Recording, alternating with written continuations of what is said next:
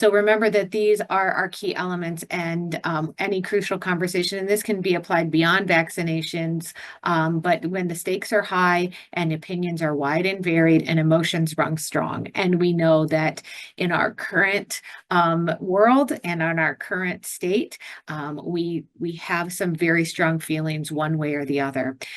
We always want to talk about conversations before they begin. So when we know our own emotions, our own triggers, and our own concerns, and we recognize those before we go into interviews and before we go into meetings with parents, it helps us remember what our own triggering emotions may be, so that we can set those aside and keep the goal of the conversation focused on the parent and the child. And we always know that as vaccine schedules change, we need to stay up to date and current on those vaccine schedules as much as we can. So remembering our CDC guidelines and making sure you're doing things like this and refreshing your knowledge with vaccine recommendations. And again, I think I said it 7 times now. I think you need to say it 8 times for people to remember. The goal is the safety of the child. So we just want to be very, very clear going into the conversation.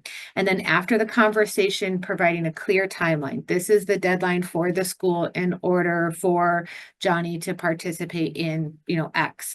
And these are your resources for follow-up.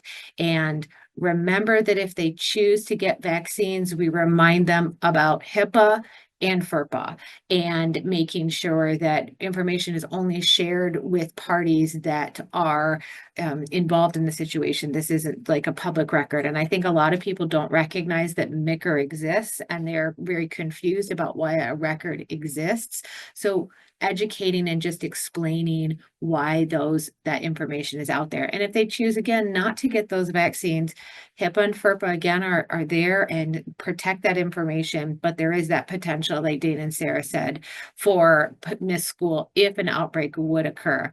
And at any time when they have questions, and we're busy just directing them to reputable websites, whether those are the .orgs or the .edus, so that they're very comfortable finding those resources on their own.